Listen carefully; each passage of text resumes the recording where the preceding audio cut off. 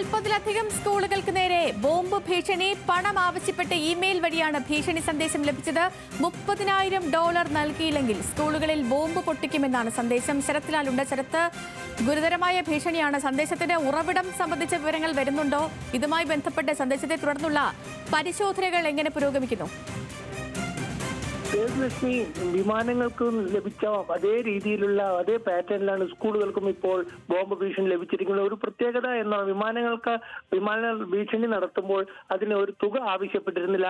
ഇത് തുക പോലും ആവശ്യപ്പെട്ടുള്ള ഒരു സന്ദേശമാണ് ലഭിച്ചിരിക്കുന്നത്. $30,000 തരണം, അല്ലെങ്കിൽ ചെറിയ ചെറിയ സ്ഫോടനങ്ങൾ അതിവിദഗ്ധമായി നടത്തുമെന്ന രീതിയിലുള്ള ഇമെയിലാണ് സ്കൂളുകൾക്കും അതേപോലെ പോലീസ് കൺട്രോൾ റൂമിനും ലഭിച്ചിരിക്കുന്നത്.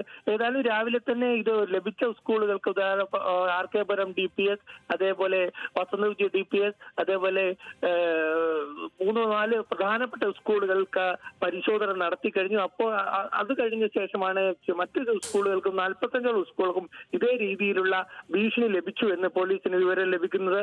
എന്നാൽ ബോംബ് സ്ക്വാഡ് ഈ പ്രധാനപ്പെട്ട ആദ്യം ഭീഷണി ലഭിച്ച സ്കൂളുകളിലൊക്കെ അവധി നൽകുകയും അവിടെ ബോംബ് സ്ക്വാഡ് പരിശോധന നടത്തുകയും ചെയ്തു. ഇതുവരെ ഒന്നും കണ്ടെത്താൻ കഴിഞ്ഞിട്ടില്ല. ഇതൊരു വ്യാജ ബോംബ് ഭീഷണി എന്ന ഒരു പരിഗണനയിലാണ് ഇപ്പോൾ പോലീസ് കാര്യങ്ങൾ മുന്നോട്ട് നീക്കുന്നത്.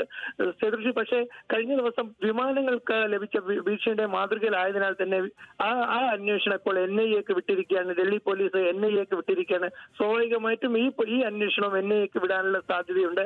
46 സ്കൂളുകൾക്കാണ് ഇപ്പോൾ കൃത്യമായി പറഞ്ഞാൽ ഭീഷണി ലഭിച്ചിരിക്കുന്നത്.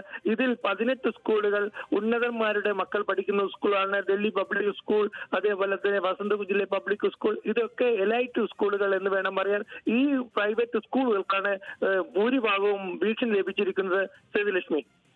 ശരി ശരത്ത്.